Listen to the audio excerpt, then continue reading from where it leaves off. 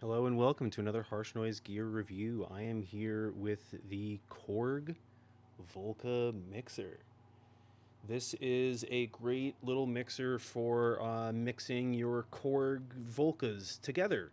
If you have a Korg Volca Beats, Volca Samples, Volca FM, Volca, uh, the rest of them, there's a lot. They're really fun. I don't own any of them. I literally don't have any of them. I should review some of them at some point because they are very small, portable, and are great entry points for getting into making noise or experimental music or just electronic music in general. Um, then you ask, well, how are you going to review the Korg Volca Mix if you don't have any of the Korg Volca products? That's because this isn't a here's my proposal. This is not a review about a mixer. I'm not going to plug three things into here, like three different instruments, and be like, yeah, look, they're all mixed together, and here's the compression, and here's how the compression sounds like. Because, like, you can find videos like that, I'm sure. I haven't even bothered looking, but I'm sure there's plenty of videos out there reviewing it and as a mixer and its compressor section and how it sounds, and that's cool. I'm not doing that. I am going to talk about how to use this thing as a no input instrument on its own with pedals or just by itself. It annoys people with good hearing. You'll see. First, I'm going to go over the features and over. First, I'm going to go over the features of this thing. Just a quick rundown of everything that's on it, and then I'm going to start patching and making noise patches with this to show you how to use it as a no input mixer and why I think this is honestly one of the best. Like, if you're trying to do no input mixing, A, on a budget, and B, really small, this is perfect. So first, I'm gonna hold it close so we can see the features. Yeah, I'm doing that like lame thing where I hold the piece of gear or whatever. Anywho, 9-volt in, three 9-volt outs to power your Volca products. We won't be using those because I don't have any Volca products. We have three main channels for the mixer. They are identical. They have an input, a low high cut, like a filter knob that either cuts. It's either a low cut or a high cut. A send knob that sends in the send uh, channel, and I'll get to that. And then a mute button and a fader for the volume. And it has nice 0 decibel markings, like those are going to matter to us. The only difference between the three channels is that they are in mono for 1 and 2 and stereo for 3 and 4. Moving on, we have over here, we have we got two speakers, speaker on and off. We got some visual display here with LED lights for how loud it is. This is going to be like all the way up here the whole time we're playing with this because it's going to be loud. Volume knob. Then we have a tempo thing, so this can actually send. You can have this be a master clock or an additional clock and sync out to something to have it clock. We're going to use that too. This is the tempo for that. That's the play for that. Then we have the compressor section, which has a width, dynamic, and speed, and that's like why does the compression, how dynamic is, I don't really understand it. We're hardly going to use that section because it's mostly for making sounds that we're not going to make. Because we are going to be making no input feedback sounds. And then it has a left and right RCA out, which, like, okay, RCA, whatever, I've got adapters. Cool. And it also takes, no, it doesn't take batteries. It takes a 9-volt. Right. Okay. Here's what we're going to do. We're going to plug it into itself. But in order to hear it,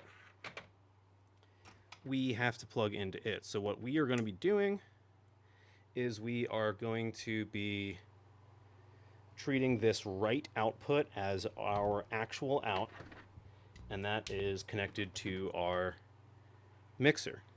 Now, when you're playing with no input mixing, you always want to have like a gain, like an attenuation stage between you and your no input mixer. You want to, like, because the no input is going to be blasting full volume all the time, and it's going to blow your speakers or your ears if you don't prep yourself. So I am going to be using this knob over here to adjust the volume of this thing, because this is going to be at max volume the whole time. You'll see. So we have our out. Then let's actually get digging into a no input patch. I'm going to take handy dandy little patch cable, take it from the, let's start from the other line out. We have got our other adapter here, and we are going to run it into channel 1 and turn up the volume and turn up the volume. Get ready. Oh, you can hear it. Even there's bleed. There's signal bleed. It's so strong. Let me give you like a tiny bit in the channel. Yeah, your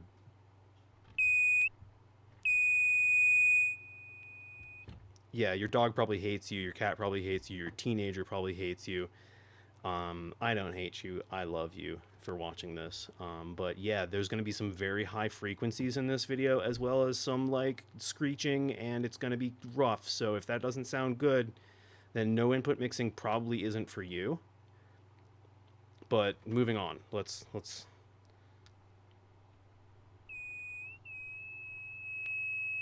get like a nice low tone there. And we can adjust this tone just with the low high cut filter. Send doesn't do anything yet until we have something being sent. So that is a feedback loop. We are sending the volume out and back into itself, and then we're also listening to it. That's how a no input patch works. And we can do this multiple times. We can take the headphone out and run it into channel 2.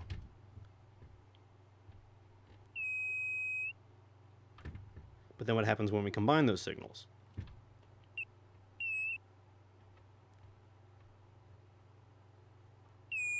Not much different yet. Let's try running the send out into 3/4. Nothing.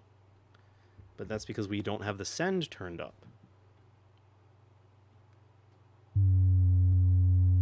There we go. Basically, the send sends out additional. Wow, actually, I'm confused. It's an out. Yeah. Yes, send out sends the sound back around again. And so now we can turn send on in other channels. Well, okay. Wait. I'm so sorry. I misspoke. Let me restart the part about send. The way send works. I just kind of understood it. Because I stumbled over myself there. Anywho, the way send works is you send a channel into the send out by turning it up, and then it sends it out. Now, when you turn up a channel that has like no input, it creates a feedback loop.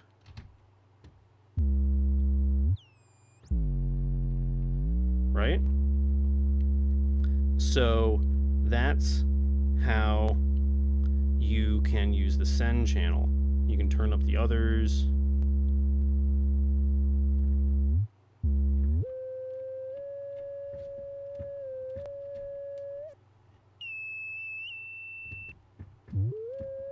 And you can kind of mix them a bit. But you can kind of, so you can do like screeching noise. What else can you do? You can also do like,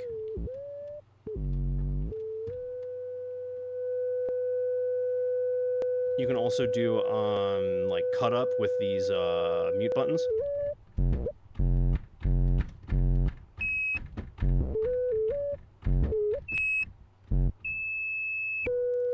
But we're going to keep adding to this and advancing this. This is the basic premise, though, of the use of this as a noise mixer, as a no-input mixer. The basic premise is that you route it back into itself. There's even another thing we can do to route back into itself. We can take the sync out, which is the clock from this. So now we have a 120 beat clock coming out of this. We can send it wherever we want, except for the aux. It doesn't. Well, yeah, aux works. Can't really hear it much. Yeah. There you go. Now you can hear it. Because we have an aux in. Because we have the aux in, the sync out, the send out, and the headphones. So we have the clock running back in. We have it all running back into itself. All our outputs and inputs are taken up. It feels so satisfying to make a beast feed itself.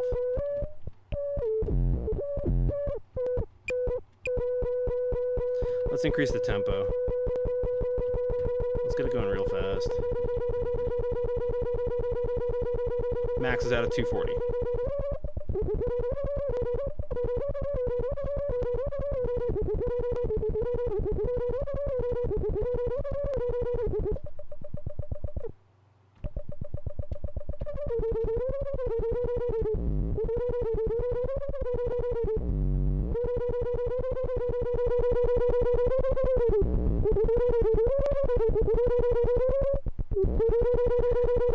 Let's try the width, dynamics, and speed. No effect. Ooh.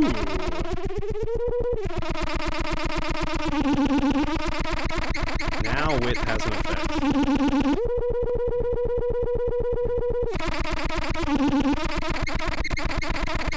Ooh, yeah! Nice. Comes alive. Let's try the speed.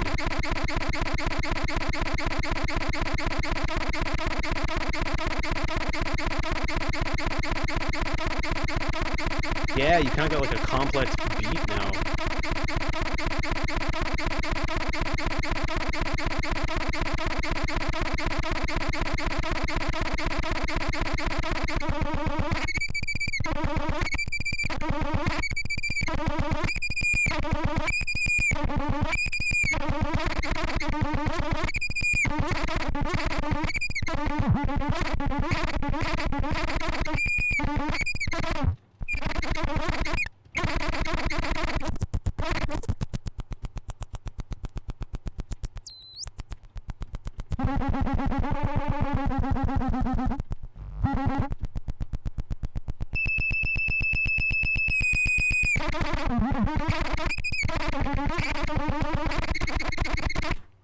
Okay, cool. Let's try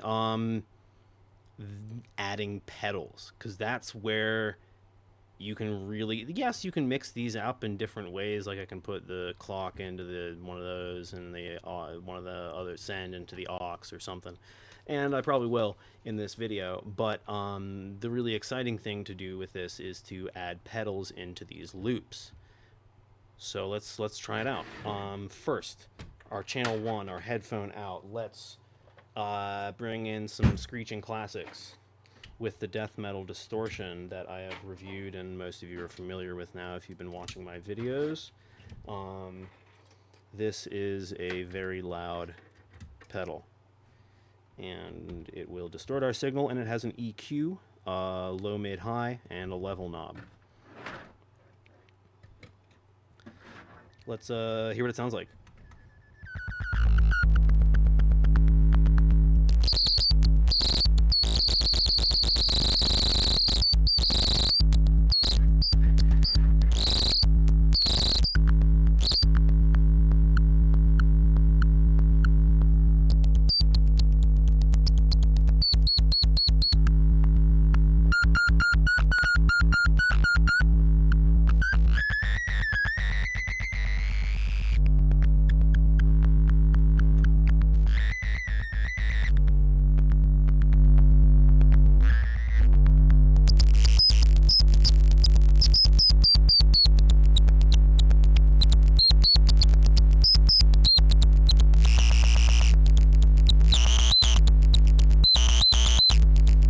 I love. Okay, so something that Sarah Bell Reed said about no input mixing is that like it's like an animal that comes alive, and I really feel that with no input mixing. Like this MG10XU is an amazing mixer to no input with. Check out my gear review on that. But this thing is tiny and bestial. I don't know, it's wild.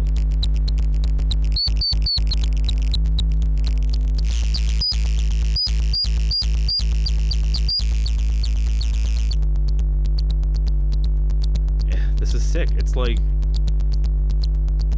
yeah.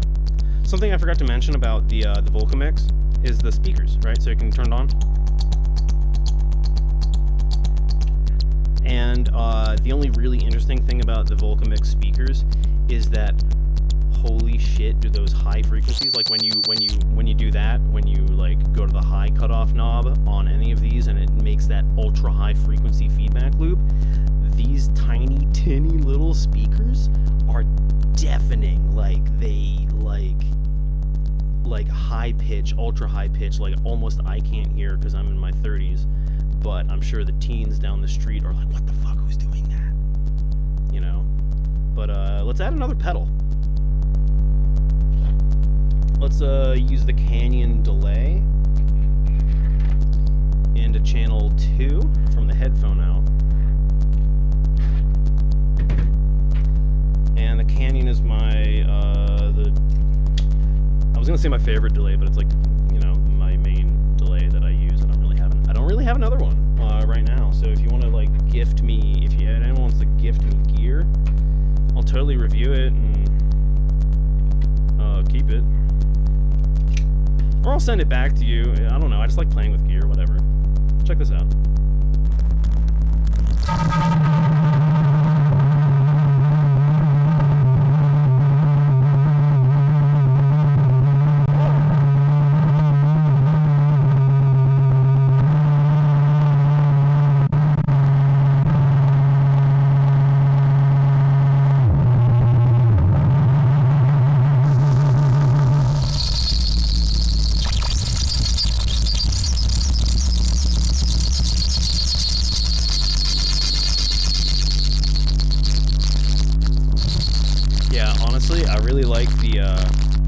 I really like having the sync into the aux or the sync into one of the channels. Let me do the sync into channel 3, 4, and the send into the aux and then sync into channel 3, 4.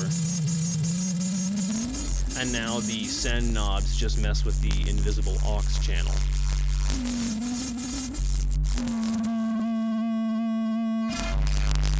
And I can turn the send knobs off to disengage that loop.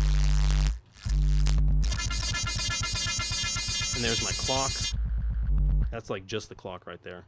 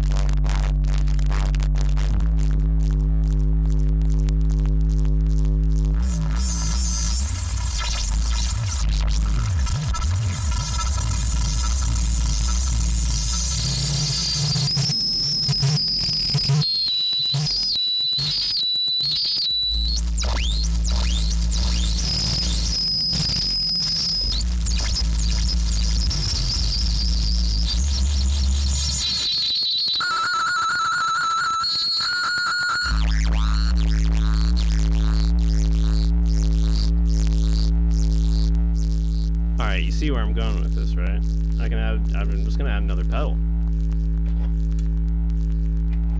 And you're gonna love it. And this time it's the Carcosa Fuzz. This is a fuzz pedal with a volume and a pre and post drive.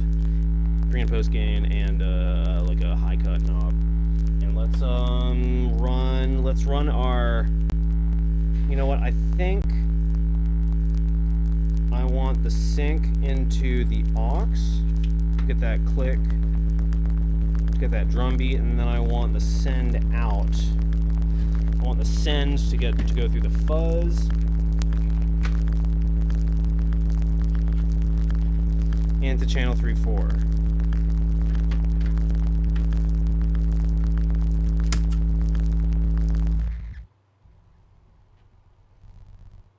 Oh, gotta turn up the send.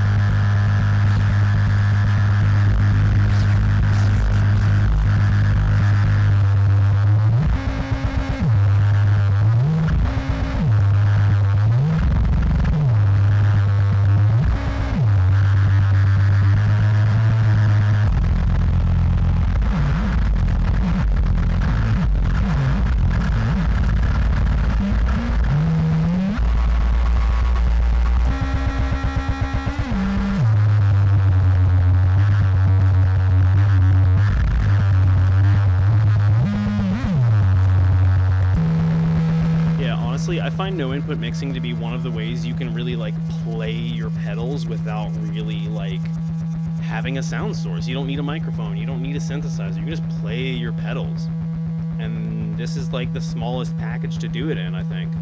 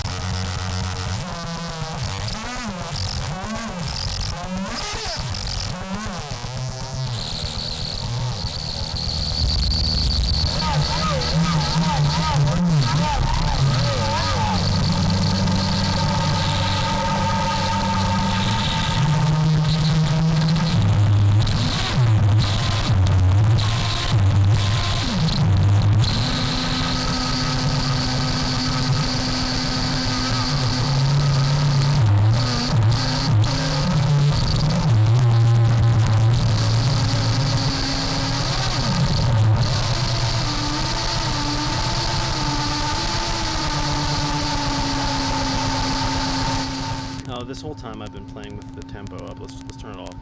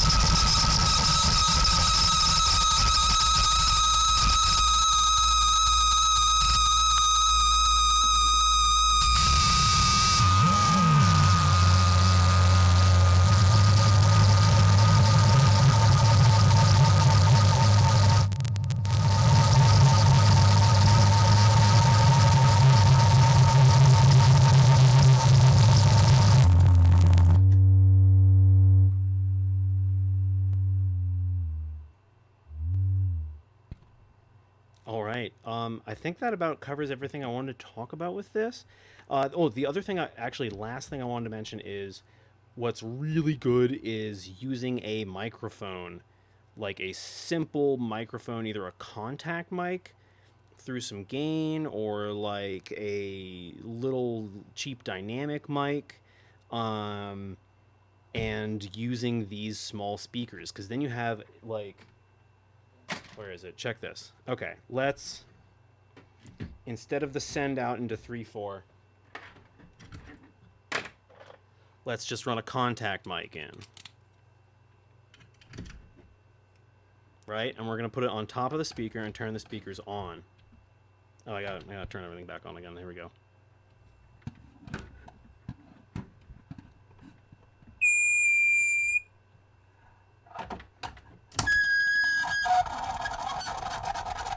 So we got our contact mic directly on top of the speaker. So it feeds back, ready? When it gets close.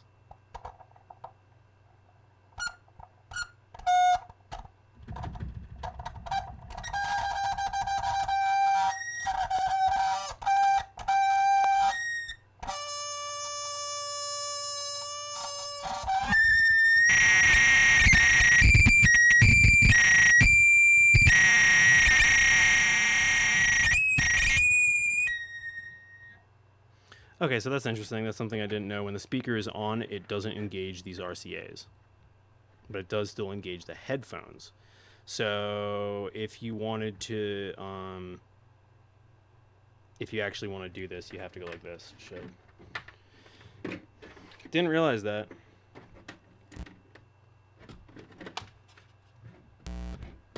We're gonna go with the headphone out, and gonna ignore that. So should be such that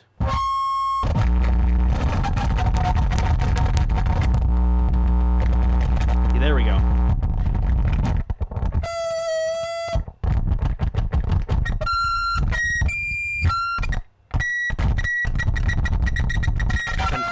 But now let's mix this in with some of the internal feedback.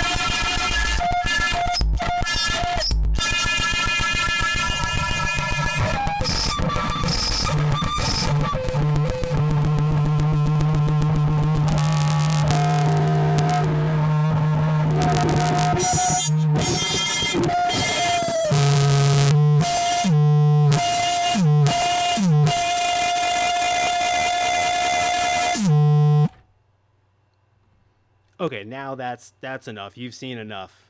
You can go now. No, I'm just kidding. Thank you for watching. Yeah, in summary, this has been this is the most compact way to do no input mixing that I am aware of, and it's only like $100 on like Reverb for like, or a new one. And it's way more fun as a no input mixer than it is as a regular mixer. You can definitely use it as a regular mixer, and I'm sure it's viable for that, but that's not what I came here to talk about. Thank you for tuning in, everyone. Don't forget to like and also subscribe. Bye.